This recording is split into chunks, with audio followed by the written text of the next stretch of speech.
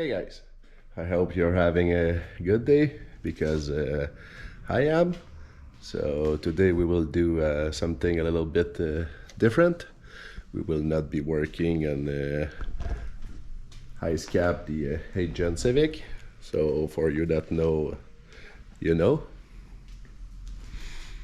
We will be working on Nissan SR20. We will tear down this engine to the bare bones, and I do have some forged piston, forged rod, a set of cam, valve spring and everything to go in. So we will tear it down today, and we will go see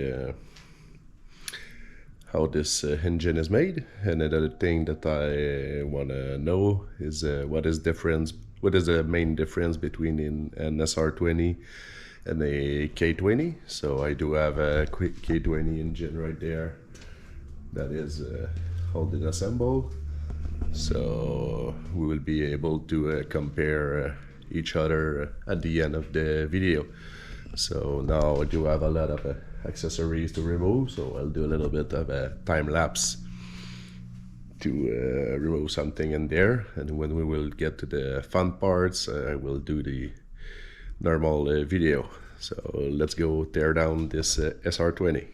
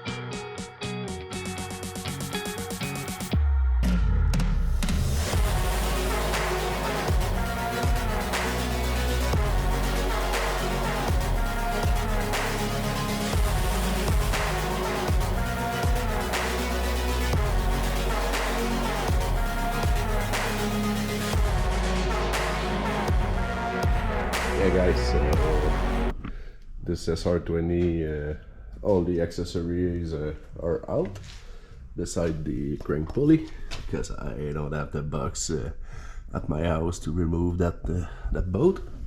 So I will have to go and get that at the shop.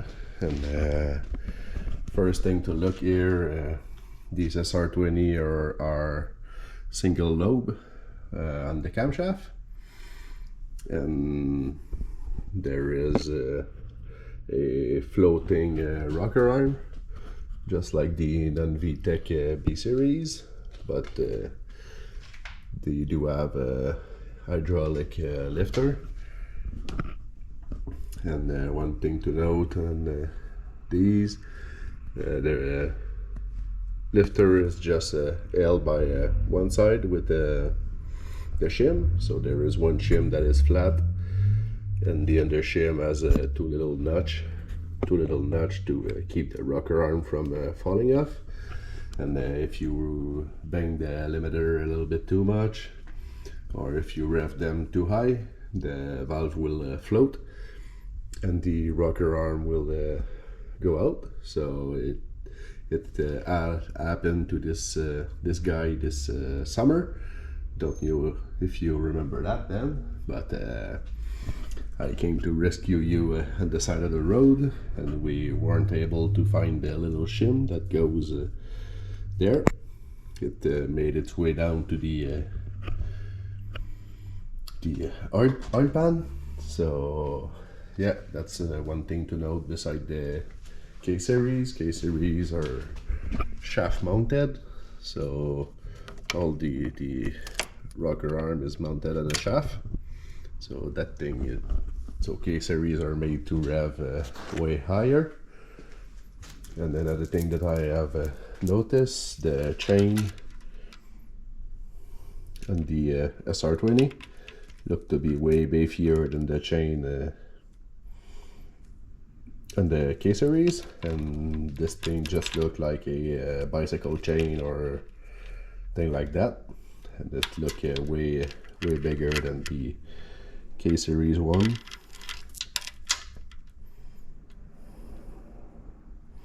So yeah, that's what the good thing about the SR20. I don't think you will ever break the chain, so that's what's the one good thing.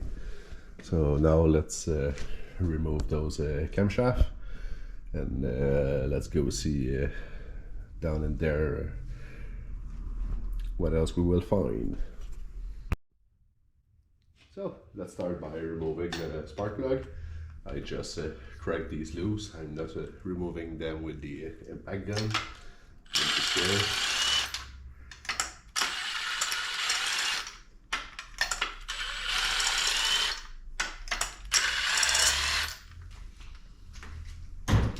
So when I'm working on an engine, I do like to crack every bolt loose with a ratchet or a bar, so that we don't strip the thread or anything. And then after that, I just use the impact to remove the bolt from there. So let's find something to remove the spark plug.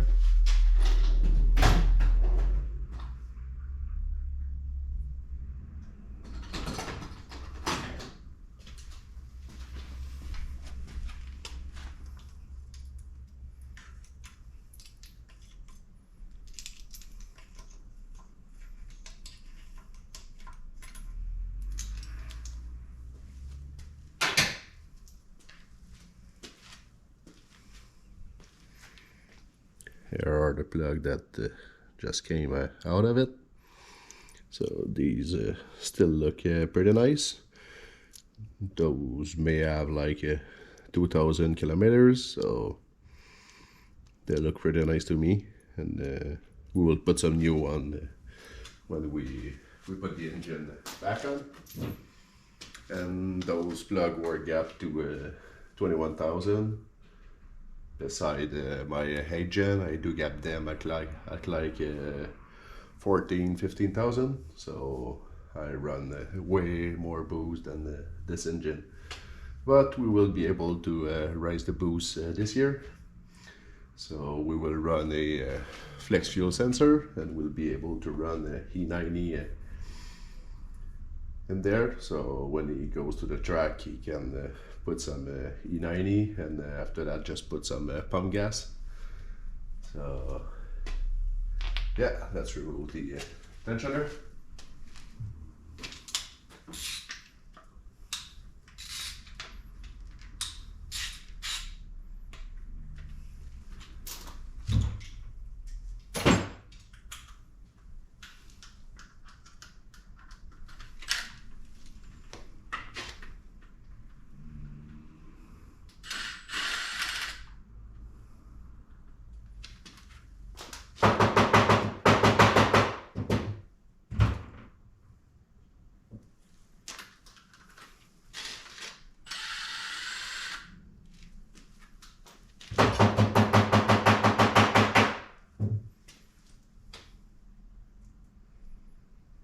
And like I told you, it is the first time that I tear down one of these engine. I already went in to put back a rocker arm, but beside that I never went farther than that, so let's see what we will find there.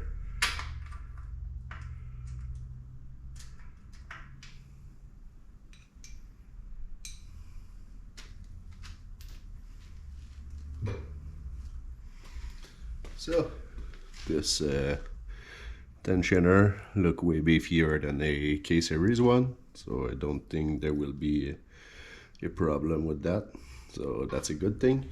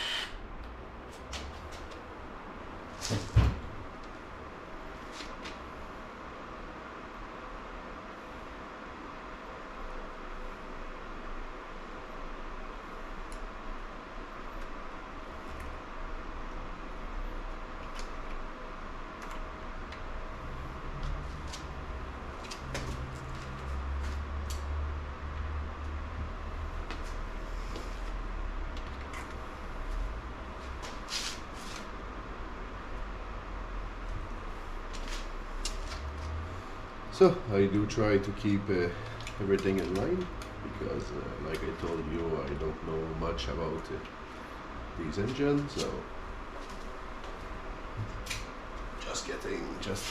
I will just get everything in line, and so I'll be able to put it back pretty easily.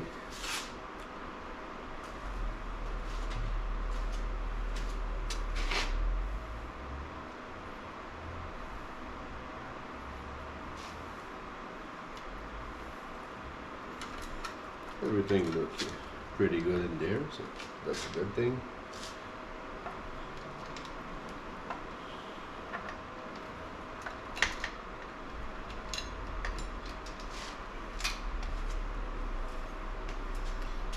So those are stock cam from the SR20, and this one is an S13. So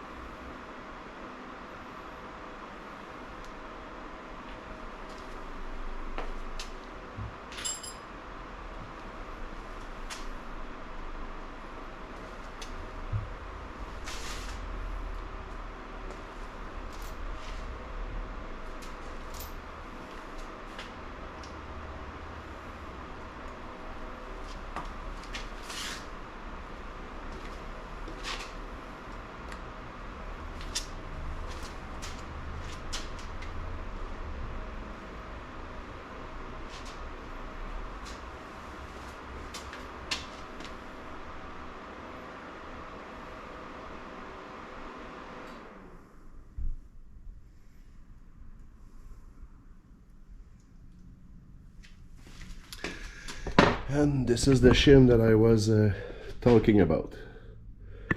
So if you see, this one has a 2 notch on the heat side, and this one is just flat.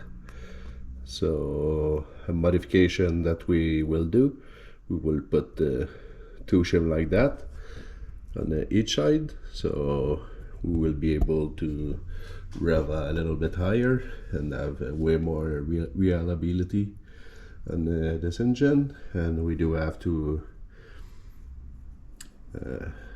mill the rocker arm to be able to fit this on both sides. So a little mod that we will have to do in there. And as you can see, there is some hydraulic lifters. And I do think that this engine has never been opened, so we will see if it's still stuck in there. We don't even know if it's stuck or if it has already been opened. So let's go and find out.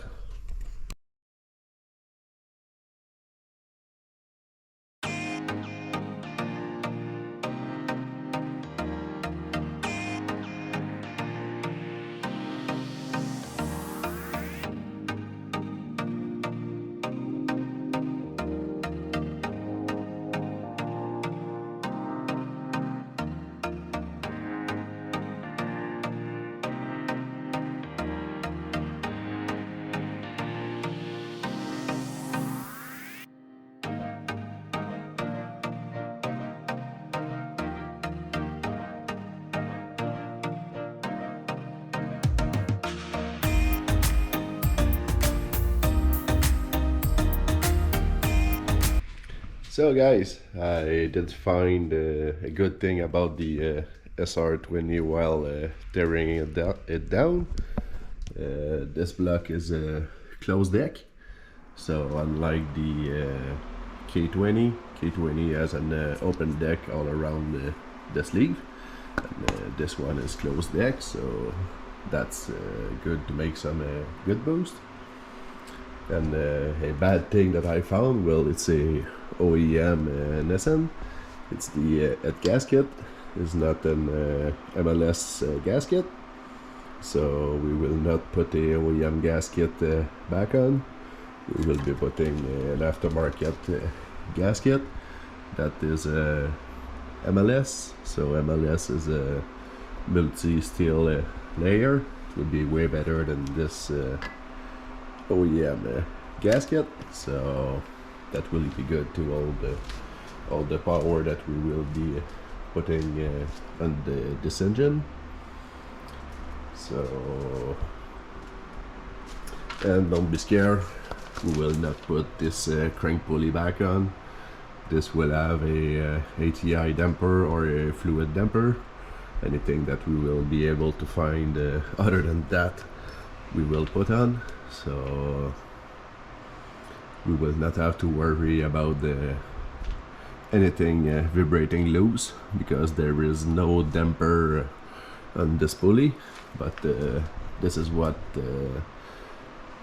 it's been on the engine for all those years, so but we will not put it back on.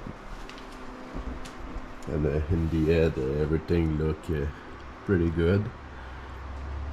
For sure this is an old engine, it's a 90s engine, so for being almost 30 years old, this look pretty good. So yeah, now let's continue to remove this damper pulley, and we will remove all the pan, and we will remove the piston and crank of the block. So let's continue to do that.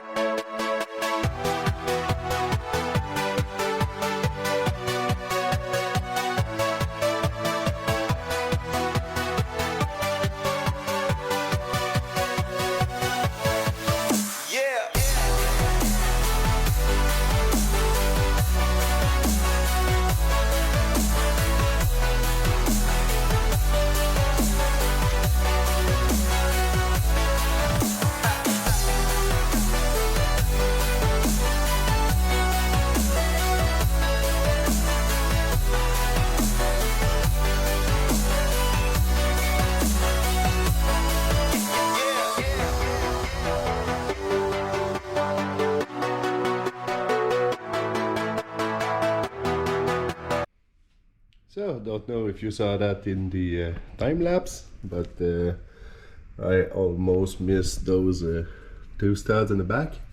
So, when I was prying the upper oil pan, it was stuck in there, so there is two studs in the back that need to be removed. And another thing that is pretty common to Nissan engine, the oil pump is integrated into the timing cover, so it's not on the block, it's right on the timing cover, and the bolt to remove the timing cover are inside the engine, inside the oil pan right there. So if you want to do a timing cover job on an SR20, you will need to remove the oil pan and the little baffle plate, so that you can reach those both in the bottom of the timing cover. But beside that, everything look good now. So the guide look way beefier than the K-Series one, so that's a good thing. And now let's continue to tear this down. Let's remove this big girdle in the top, and we will be down to the crankshaft and the piston.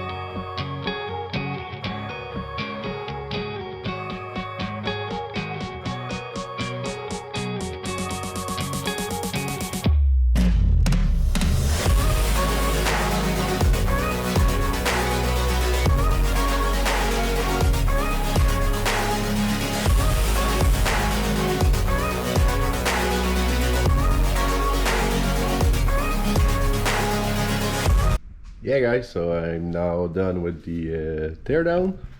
Everything look pretty normal for a 30 years old engine, and my friend have had this engine for more than 10 years, and it has never been open, so everything look pretty normal with some normal wear.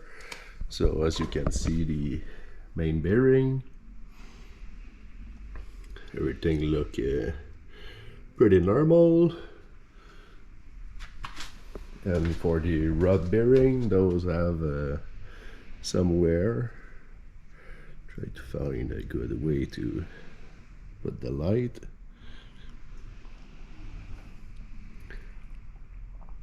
So there's a lot of wear on these bearing, but they were not done. So everything will be refreshed. Put some new bearings, some main bearings and rod bearing. We do have some forged rod with forged piston. So that will be right there. Do have some GE piston. And I do believe it's they are Eagle rod. Yeah, Eagle rod. So this will go in. I will go and give the block to the machine shop to have it bored, because the piston are 86.5, and those are stock bore 86 piston, 86 millimeters. And while putting it back together, we do have some ARP main stud and ARP head stud, so it will be clamped very good there. Do have a set of Kelford cam and some BC spring and retainer, so that will be good. I did the mod for the dual shim, so every single lifter has been modified to accept the dual shim, so these things will not fly around anymore, because it happened to my friend last year. So that will be a good thing. So if I had to compare this engine to some Honda, it's almost like a B18B non-VTEC, but with a B18C girdle. So it shares a lot of similarity to those two engines. But we will hope that this year we'll be able to make 600 wheel horsepower on some E90 and about 450 on pump gas. We do have a pretty big turbo, but this car is not a drift car, so it doesn't need some low end power. Will be more in the high rev with this GDX 3582, and that was the same turbo that I was running on the 8 Gen Civic. Ice cap. Yeah, so I will finish to remove all those bearings, those little oil squirter too, and the block will be ready to go to the machine shop, and next week we will be able to put it back together. And I do have some work to do on the head, so yeah, puppy. Yeah, puppy doesn't like when there's cops or ambulance going in front of the house. He's a pretty funny dog. Hey, puppy. We're sleeping. Yeah. yeah, so thank you for watching, guys, and don't forget to subscribe, trying to get to 1,000 subscriber, and we will be soon working on the agent.